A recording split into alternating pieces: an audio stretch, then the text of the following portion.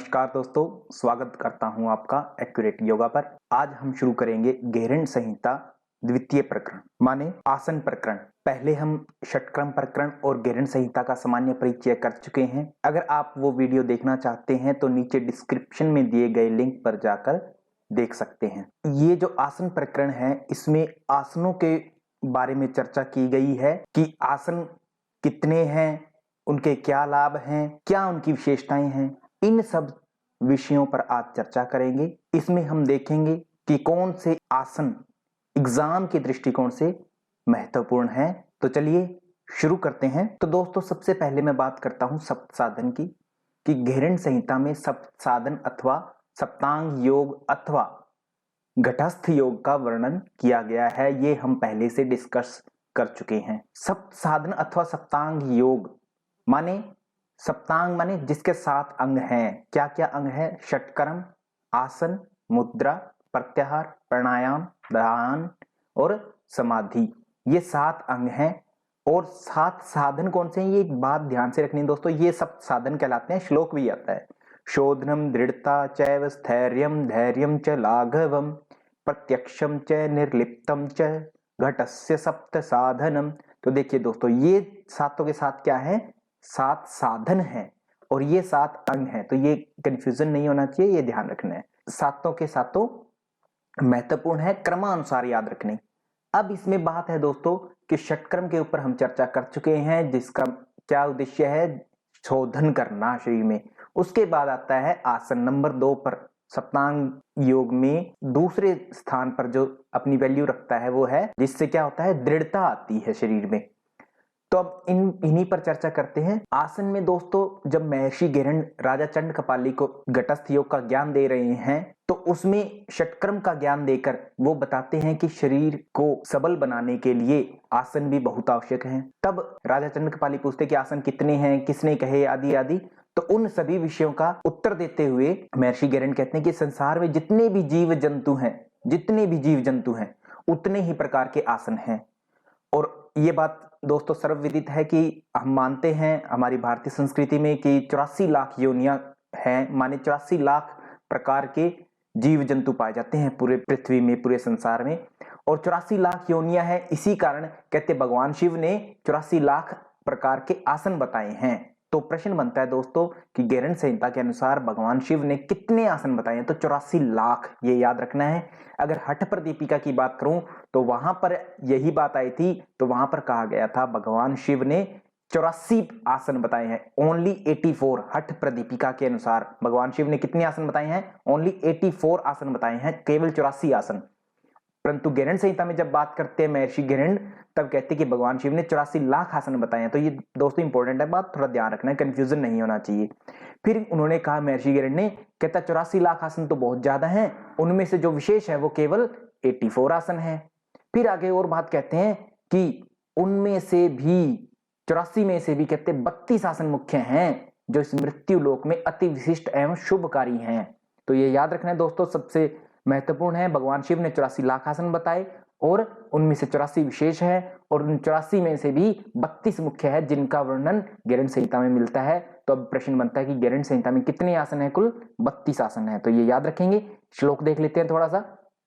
आसनानि समस्तानि यावन्तो जीव जंतवः चतुर्शीति लक्षाणि शिवेन कथितानि च तेषां मध्ये विशिष्टानि षोडशोऽनं कृतं तेषां मध्ये मर्त्यलोके द्वांत्रिशदासनम शुभम। माने उनमें से भी केवल 32 आसन ही शुभम है, माने कल्याणकारी है, शुभकारी है मृत्युलोक में 32 आसन। तो ये याद रखेंगे दोस्तों। आगे शुरू करते हैं। फिर आसन कितने हैं?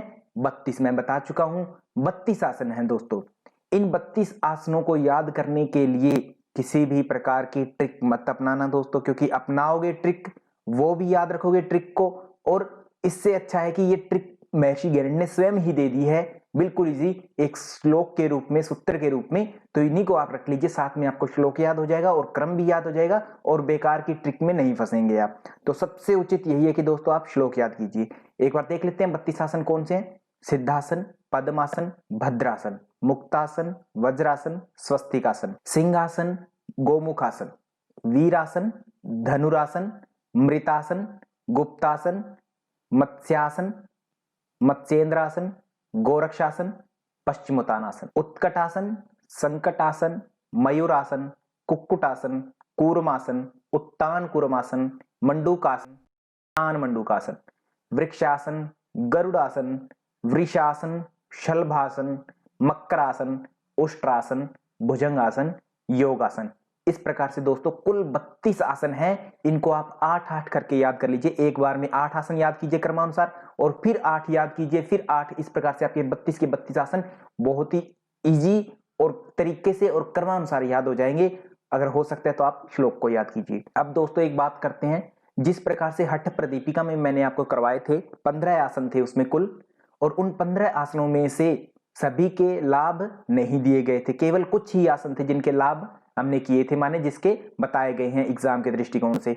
ऐसे ही 32 के 32 आसनों का महर्षि गैरंड ने लाभ नहीं बताया है। केवल कुछ ही आसन हैं जिनके लाभ बताए हैं महर्षि गैरंड ने, और वही हमारे एग्जाम के दृष्टिकोण से प्रश्न बनते हैं और उन्हीं पर हम चर्चा करेंगे। ठीक है दोस्तों, 32 के 32 आसनों के लाभ याद करना आवश्यक नहीं है क्योंकि महर्षि गैरंड ने बताया ही नहीं है। तो सबसे पहला आसन मैंने बताया दोस्तों सिद्ध आसन।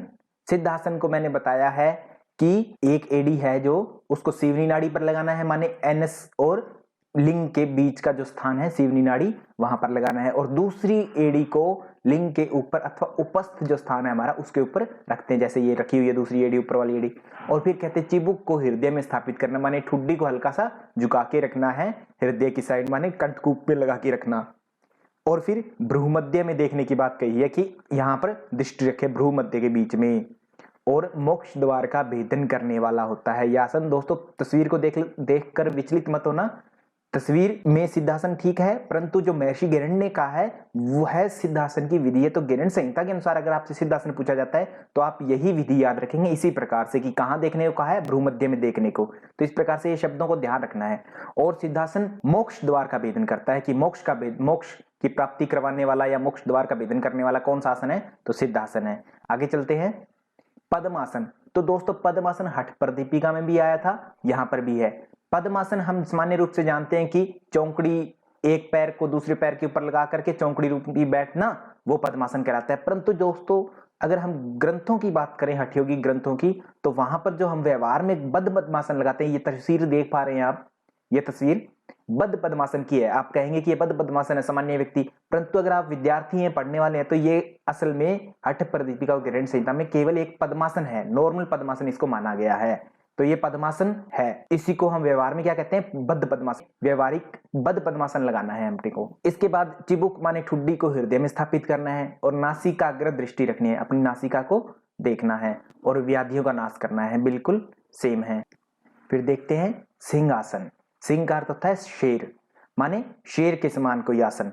तो इसमें क्या कहा गया है, कहते वृषण के दोनों ओर एड़ियां, माने टेस्टिस जो होते हैं उनके दोनों ओर एड़ियां लगानी है, जैसे वज्रासन में बैठते हैं उस प्रकार से एड़ियां लगा करके दोनों साइड, और दोनों घुटनों को आगे से खोल लेना है थोड़ा, और भूमि पर दोनों के दोनों हाथ रख लेने हैं जैसे तस्वीर में रखे हुए हैं। और इसमें जालंधर बंद लगेगा और नासिकाग्र दृष्टि रखनी है। यहाँ पर जालंधर बंद नहीं लगाया है क्योंकि तस्वीर दोस्तों मिलती नहीं है, तो मुझे जो तस्वीर मिलती है उचित वो मैं लगा देता हूं। इस तस्वीर को देख करके विचलित नहीं होना है आपको। वर्ड आपको ध्यान रखना है कि सिंहासन में जालंधर बंद लगता है और नासिकाग्र दृष्टि रखते हैं। अब प्रश्न आ जाएगा दोस्तों कि सिंहासन में कौन कौन सी चीजें करने योग्य है, जालंधर बंद लगाना, नासिकाग्र दृष्टि रखना, वृषण के दोनों तरफ एड़ियां लगाना और सिंह गर्ज करना, तो इनमें से चूज करना आएगा। तो अब आपको दोस्तों याद है कि हम व्यवहार में जैसे ही सिंहासन की बात करते हैं तो गर्जते हैं, हा के रूप में करते हैं, तो वो दोस्तों महर्षि गैरंड और स्वामी स्वात्माराम ने नहीं बताया है। तो सिंह गर्जना सिंहासन में नहीं होती, व्यवहार में जरूर होती है, परंतु अगर ग्रंथ की बात करें एग्जाम के दृष्टिकोण से तो वो सिंह गर्जना सिंहासन में नहीं होगी महर्षि गैरंड और स्वामी स्वात्माराम के अनुसार। अब इसके लाभ देखते हैं। सर्व व्याधि नाशक इसके लाभ है। आपको अगर दोस्तों कहीं कंफ्यूजन लगता है तो आप श्लोक को देखिए, पुस्तक में अच्छे से श्लोक को पढ़िए और फिर आपके कंफ्यूजन क्लियर हो जाएंगे। और एग्जामिनर यूजीसी जो नेट के प्रश्न बनाती है, क्वेश्चन पूछती है, वो इसी एंगल से पूछती है, केवल श्लोकों के आधार पर। वो आपको पुस्तक कौन सी पढ़ रहे हैं, एक्सप्लेनेशन सभी पुस्तक में आपको अलग अलग देखने को मिलेगी। कहीं पर कहा रखा है कि सिंह गर्जना करनी है, कहीं नहीं करनी है, अलग अलग, बट श्लोक में क्या कह रखा है, मूल श्लोक में जो महर्षि गैरंड ने बोला है उसमें सिंह गर्जना नहीं कही, तो इसका मतलब सिंह गर्जना नहीं करनी है एग्जाम के दृष्टिकोण से, यही आपको याद रखना है दोस्तों। आगे देखते हैं फिर मृत आसन। मृत माने मरना, एक तरह से मृत हो जाता है जब शरीर, उस तरह का कोई आसन। मृतासन गैरंड संहिता में मृतासन शब्द आता है, जबकि अन्य अगर संहिताओं की बात करूं मैं, हठ योगी ग्रंथों की बात करूं, तो वहां पर आपको शव आसन वर्ड देखने को मिलता है, माने शव आसन को ही इन्होंने मृतासन कहा है। अब दोस्तों यहाँ पर एक प्रश्न बनता है कि गैरंड संहिता में कौन सा आसन नहीं है, तो शव आसन नहीं है, वहां उसकी जगह मृतासन कहा है। हालांकि विधि बिल्कुल सेम है, एक ही चीज है, आप ये पर्यायवाची बोल सकते हैं, बट आपको शब्दों पर किसी आपको कंफ्यूज करने के लिए किसी भी तरह का प्रश्न पुट कर सकती है। तो मृतासन है, शवासन वर्ड यूज नहीं दिया। करना कैसे है, शवासन की तरह माने उसी की विधि है, सेम बता दिया पहले, और लाभ भी सेम होंगे। अगर मृतासन वैसा ही है तो वैसे ही लाभ होंगे। आठ प्रदीपिका में भी वही लाभ थे, गैरंड संहिता में वही लाभ है।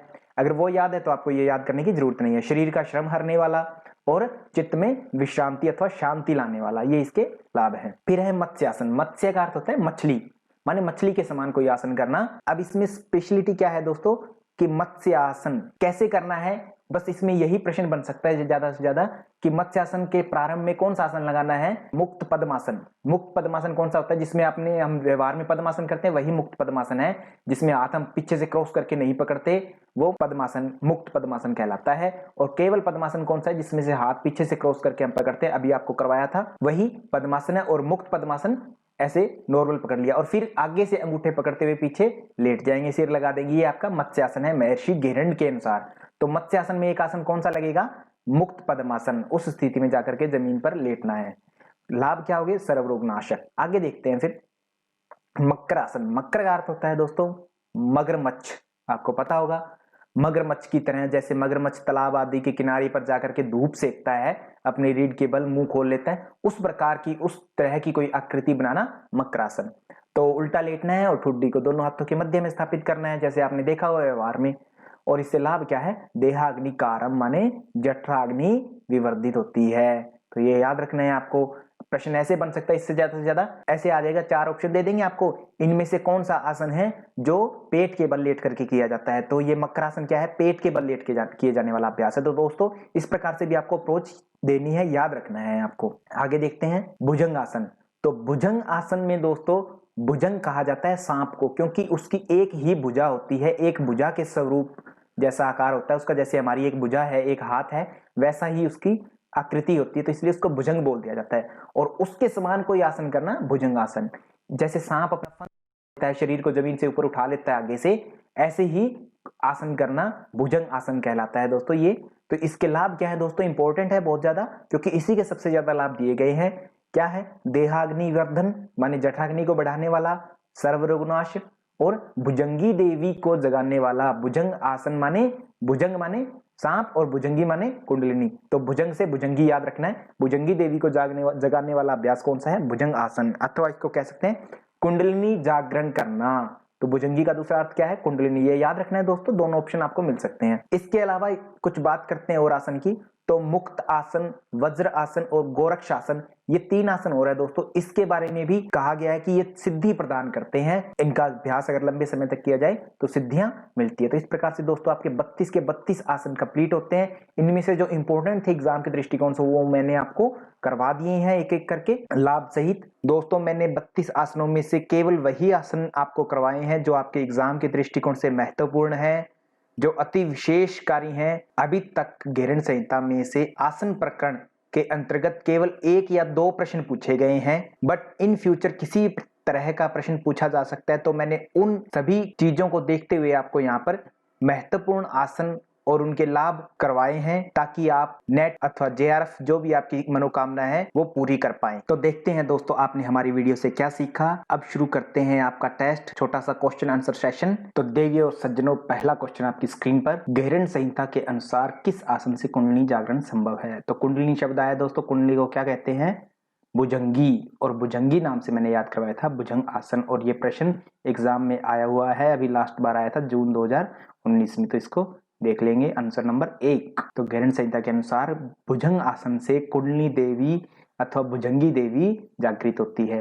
नेक्स्ट क्वेश्चन है, गैरंड संहिता अनुसार भगवान शिव ने कितने आसन बतलाए हैं। तो भगवान शिव ने कितने आसन बताए, आप सबको पता है कि 84 लाख है, अब जिस बच्चे को मैथ अच्छे से नहीं आता वहां पर उसकी समस्या हो जाएगी, जिसको जीरो नहीं गिननी आती।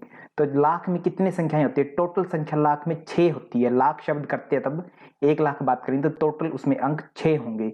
और अगर जीरो की बात करें तो जीरो हमेशा उसमें 5 रहेंगे, माने बाद वाले अक्षर हमेशा 5 रहेंगे लाख में।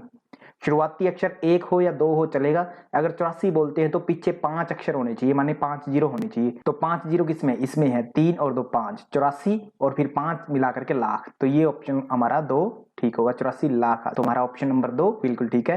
नेक्स्ट देखते हैं, गैरन संहिता अनुसार मृत्यु लोक को पार करने के लिए कितने आसन कल्याणकारी माने गए हैं, कितने शुभकारी है? भगवान शिव के द्वारा 84 लाख आसन बताए गए हैं, जिनमें से 84 महत्वपूर्ण है और उन 84 में से भी 32 आसन मृत्यु लोक में कल्याणकारी माने गए हैं। तो हमारा ऑप्शन नंबर 3 बिल्कुल ठीक होगा।